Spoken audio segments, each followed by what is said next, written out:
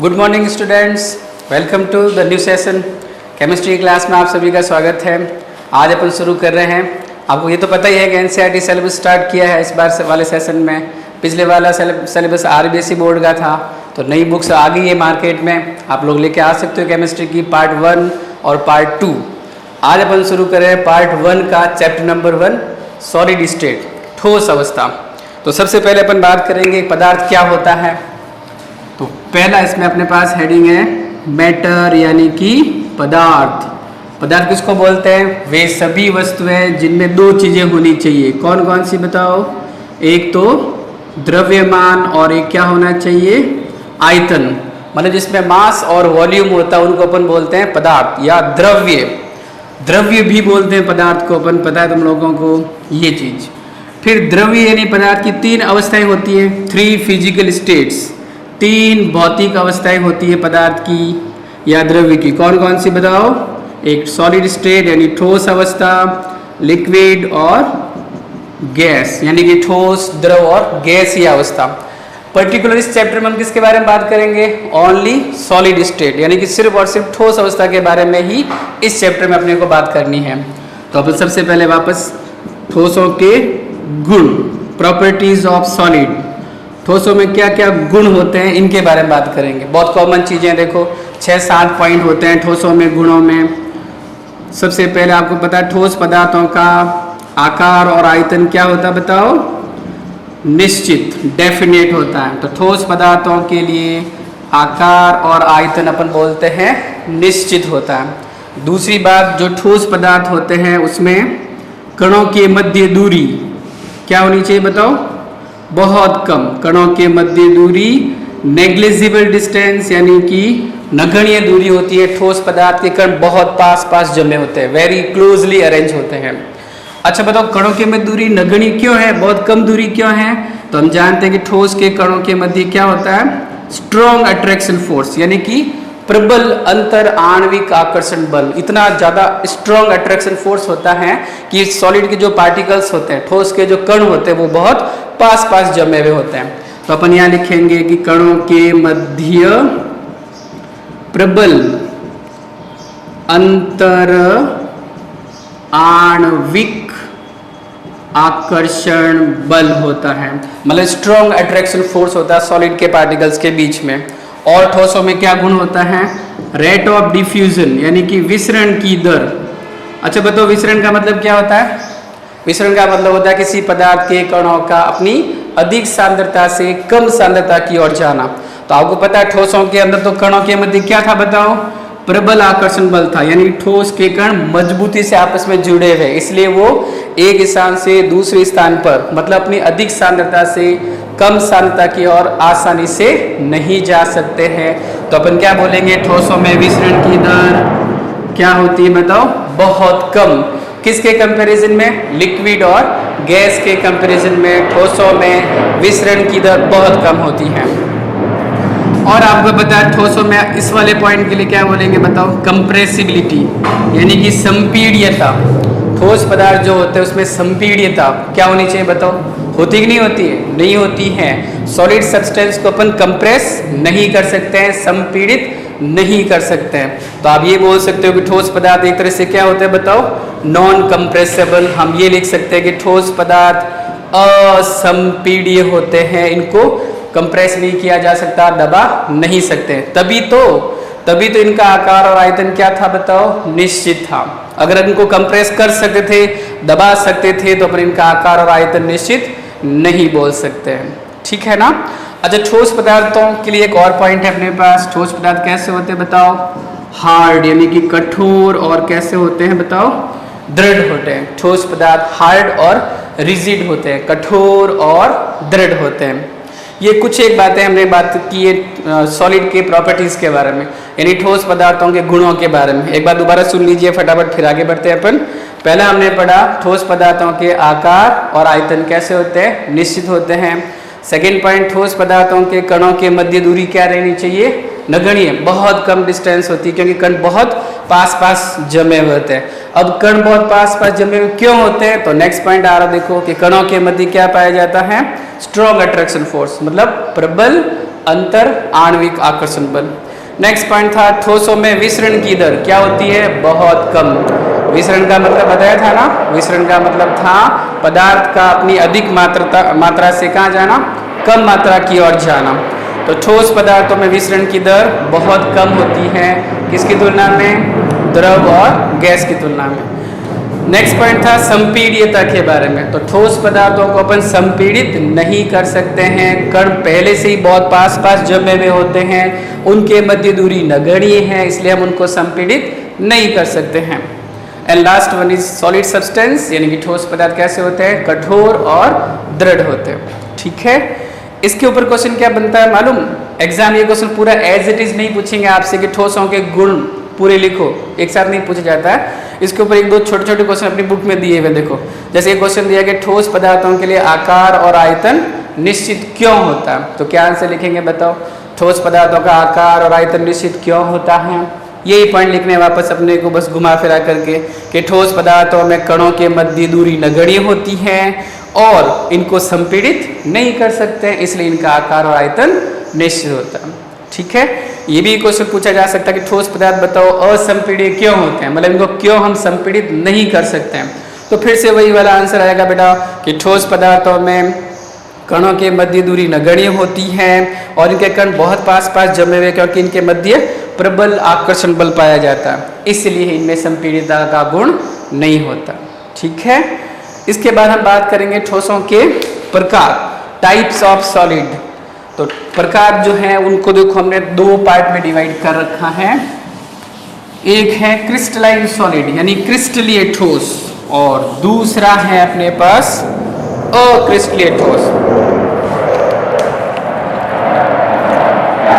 तो next heading इस chapter की टाइप्स ऑफ सॉलिड यानी कि ठोसों के प्रकार। ठीक है, इसमें दो सब हेडिंग्स है, देखो किस बेस पे अपन ठोस पदार्थों को क्लासिफाई कर रहे हैं। तो पहला जो है अपने पास वो है बेटा अवयवी कणों की व्यवस्था के क्रम के आधार पर, ये है अपने पास पहली हेडिंग। वापस अब यहाँ है हेडिंग आ रहा देखो अवयवी कण, ये क्या होता है, अवयवी कण का मतलब है कि ठोस पदार्थ किन से मिलके बना, अणु से मिलके बना है कि परमाणु से मिलके बना है कि आयन से मिलके बना, किन चीजों से मिलके बना। तो वो वर्ड है कंपोनेंट पार्टिकल्स बोल दो, कॉन्स्टिट्यूएंट पार्टिकल्स बोल दो, या फिर अवयवी कण।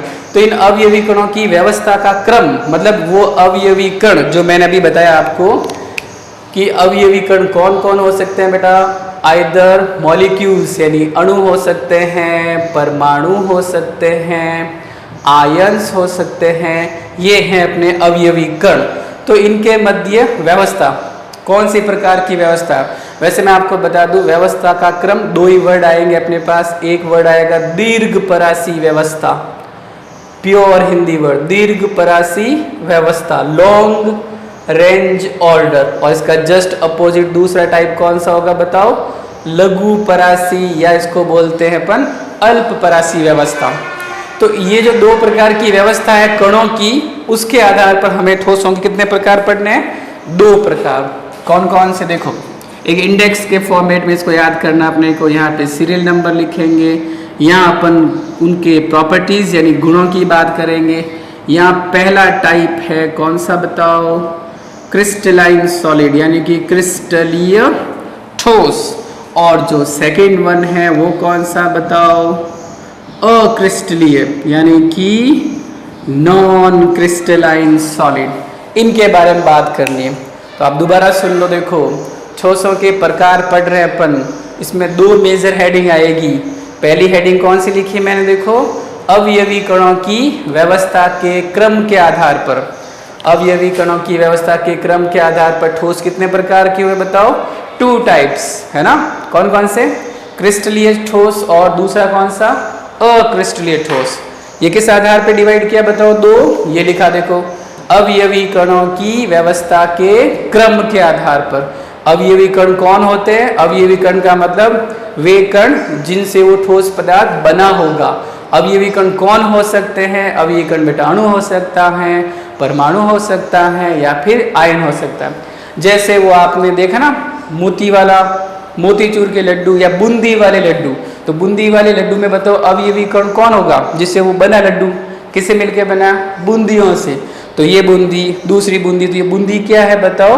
लड्डू के लिए अवयवी कण। ऐसे ही अपने पास जो भी ठोस पदार्थ होगा वो जिससे मिलके बना है वो है उसका अवयवी कण। ठीक है, तो उन अवयवी कणों के मध्य, उन अवयवी कणों की व्यवस्था के क्रम के आधार पर दो प्रकार के ठोस पढ़ने हैं। कौन कौन से बताओ?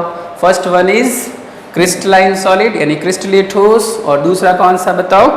नॉन क्रिस्टलाइन बोल सकते हैं, अमॉर्फस सॉलिड बोल सकते हैं, या फिर अक्रिस्टलीय ठोस।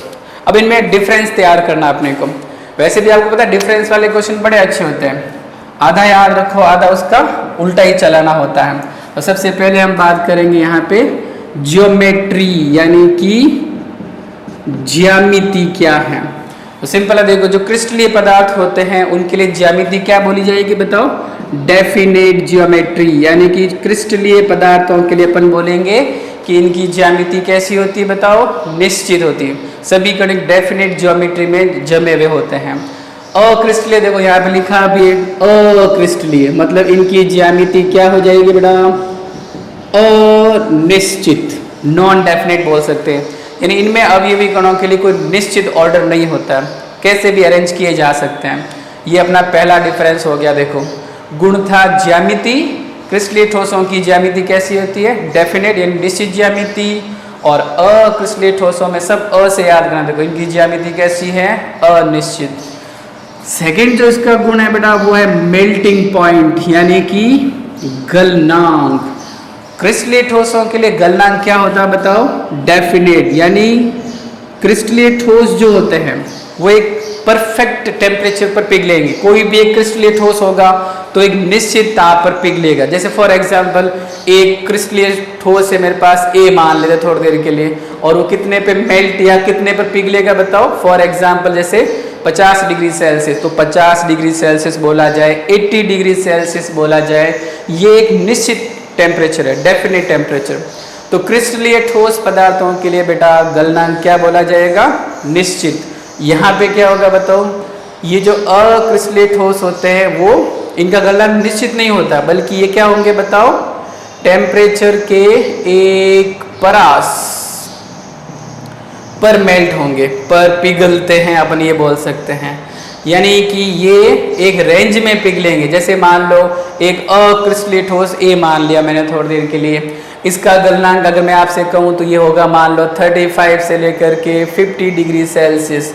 तो क्या मैंने एक निश्चित तापक्रम बोला? नहीं बोला। देखो यहाँ तो मैंने बोला था कि 50 डिग्री पे पिघलेगा, 50 पे, 100 पे, 150 डिग्री सेल्सियस, तो एक निश्चित ताप बोला मैंने इधर, तो है ना क्रिस्टलीय ठोस में। तो जबकि यहाँ अपन क्या कह रहे हैं कि ये जो अक्रिस्टलीय ठोस पदार्थ होते हैं वो टेम्परेचर के एक रेंज, एक परास पर पिघलते हैं।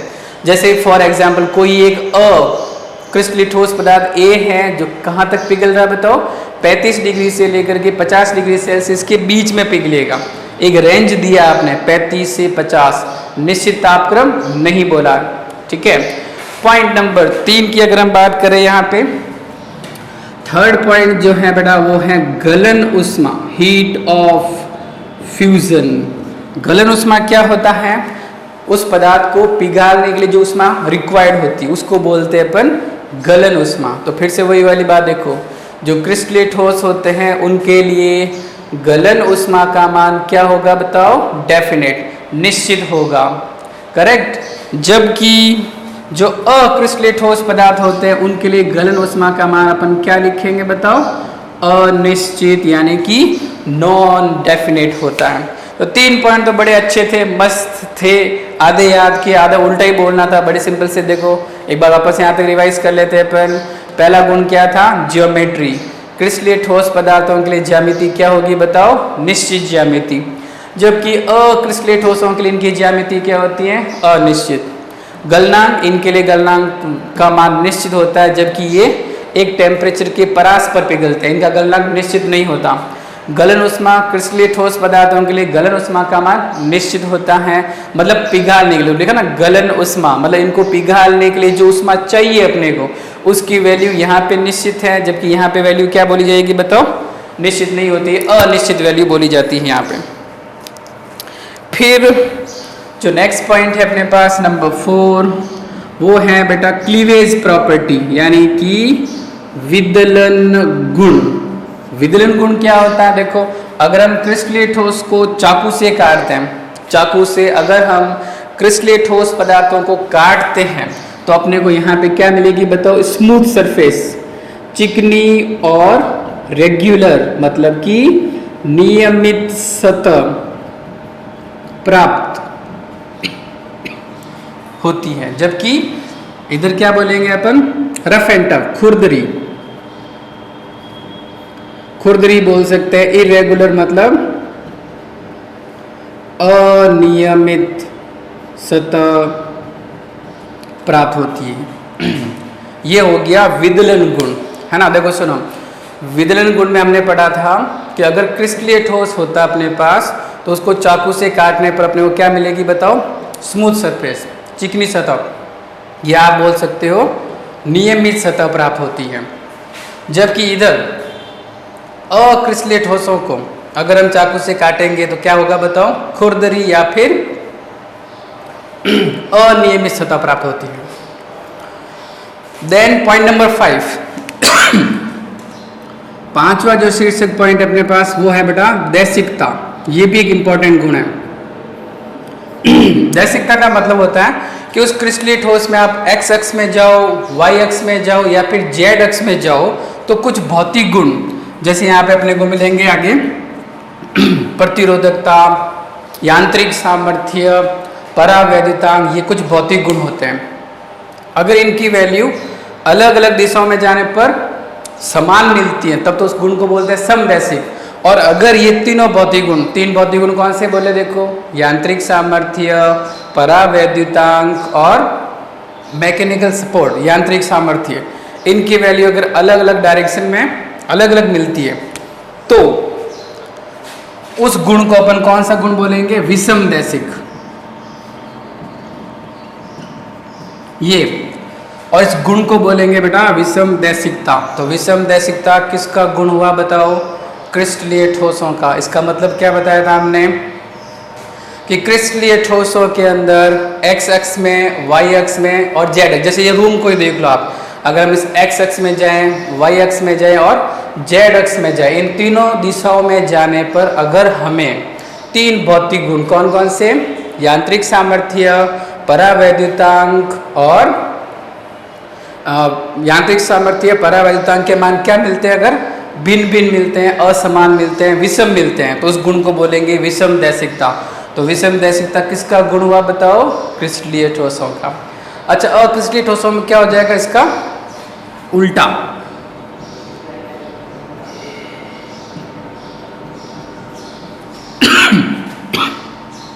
ये देखो समदैशिकता बोलते हैं यहाँ पे। समदैशिकता का मतलब अक्रिस्टलीय ठोसों के अंदर अलग अलग दिशाओं में जाने पर परावैद्युतांक, यांत्रिक सामर्थ्य, इनके गुण क्या मिलेंगे बताओ, एक समान मिलते हैं। इस गुण को बोलते हैं समदैशिकता।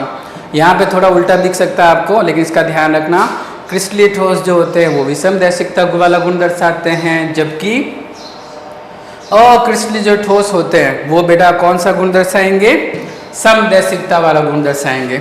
ठीक है ना।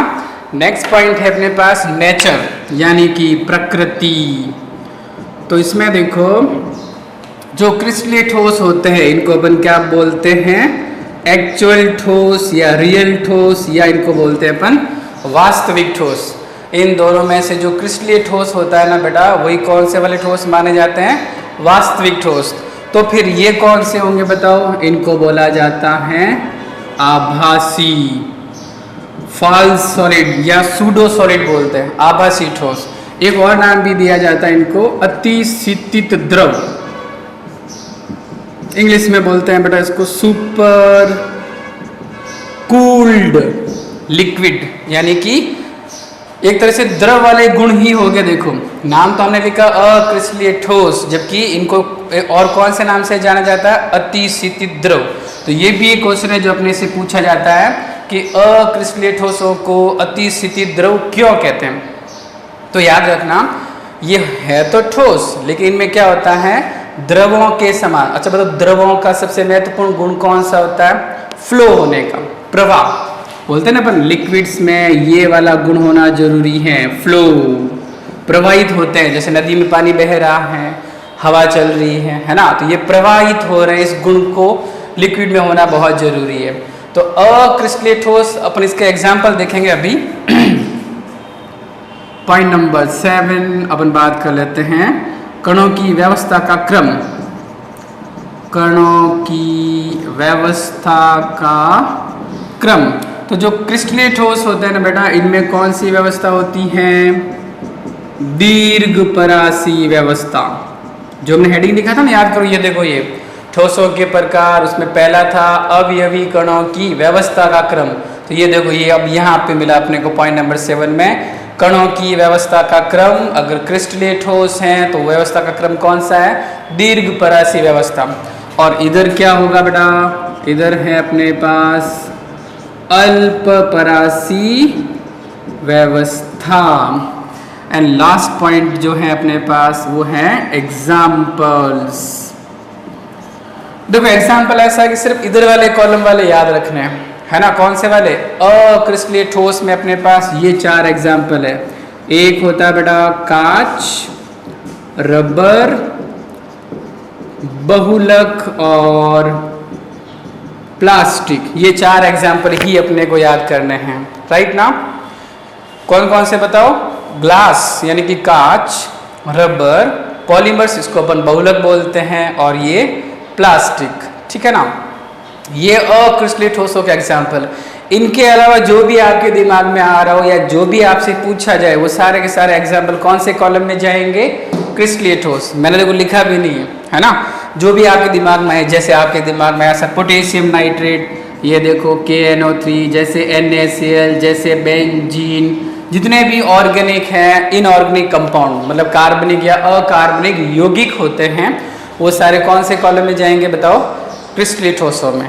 और हमें कौन से याद करने पड़े बताओ? ओनली ये 4 एग्जाम्पल देखो, कांच, रबर, बहुलक और प्लास्टिक। ये जो 4 एग्जाम्पल हैं वो अक्रिस्टलीय ठोसों के अंतर्गत आते हैं। इनके अलावा जो भी आपसे पूछा जाएगा वो सारे एग्जाम्पल किस में आएंगे बताओ? क्रिस्टलीय सॉलिड के अंदर। अब यहाँ देखो 2 अच्छे वाले क्वेश्चन और बताते हैं आपको। एक तो ये वाला, कांच के बारे में क्वेश्चन पूछा जाता है बार बार कि कांच को अतिस्थितिज द्रव क्यों कहा जाता है, ठीक है। तो थोड़ी देर पहले मैंने बोला था ना, देखो कांच आपने भी देख रखा है कैसा होता है, सॉलिड फॉर्म में होता है ना। लेकिन कांच को क्या नाम से जाना जाता है? सुपर कूल्ड लिक्विड, यानी कांच को अतिस्थितिज द्रव क्यों कहते हैं? क्योंकि बेटा कांच जो होता है उसमें देखना, जैसे ये कांच की एक फ्रेम बना रखी है हमने, तो कांच के जो मॉलिक्यूल्स होते हैं, जो कांच के कण होते हैं, उनमें पता क्या होता है? उन कांच के कणों में बेटा गुरुत्वाकर्षण, ग्रेविटेशन फोर्स के कारण ये कण जो होते हैं वो धीरे धीरे कहाँ फ्लो होंगे बताओ? डाउनवर्ड, यानी गुरुत्वाकर्षण बल के कारण कांच के कण द्रवों के समान नीचे की ओर क्या हो रहे हैं बताओ? प्रवाहित हो रहे हैं। तो है तो ये सॉलिड, लेकिन इसके कणों में किसके समान गुण आ रहा? देखो प्रवाहित होने वाला गुण, जो किस में होना चाहिए था बताओ? लिक्विड्स के अंदर, द्रवों के अंदर होता है। इसलिए अपन कांच को क्या नाम से जानते हैं बताओ? अतिस्थितिज द्रव। समझ गए ना?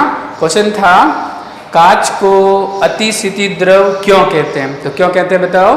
क्योंकि कांच में जो कण होते हैं, है ना, कांच के कण गुरुत्वाकर्षण बल के कारण द्रवों के समान नीचे की ओर क्या होते हैं बताओ? प्रवाहित होते हैं। इसलिए कांच को क्या बोलते हैं बताओ? अतिस्थितिज द्रव। और पता है यही कारण है कि बहुत पुरानी जो इमारतें होती हैं, बहुत पुरानी जो इमारतें होती हैं, उनमें जो कांच लगे हुए होते हैं, उनकी जो निचली सतह होती है, लोअर सरफेस, वो ऊपरी सतह की तुलना में क्या हो जाती है बताओ? ज़्यादा मोटी हो जाती है। ये वाली निचली सतह ज़्यादा मोटी हो जाती है कांच के अंदर, अगर बहुत पुरानी इमारतों की खिड़कियों में देखा जाता है। तो ऐसा क्यों हुआ बताओ? क्योंकि ये जो कांच के कण थे वो द्रवों के समान गुरुत्वाकर्षण के कारण कहाँ फ्लो हो रहे बताओ? नीचे की ओर प्रवाहित होते जाएंगे। इसलिए निचली सतह ऊपर वाली सतह की तुलना में क्या हो जाती है, मोटी हो जाती है। ठीक है ना। अब इस इंडेक्स पे क्या क्या क्वेश्चन बनाए जा सकते हैं, देखो उन क्वेश्चनों को अपन डिस्कस कर लेते हैं। सबसे पहला जो क्वेश्चन है अपने पास वो है यही कि क्रिस्टलीय और अक्रिस्टलीय ठोसों में क्या बताओ, अंतर बताओ। ठीक है, ओके।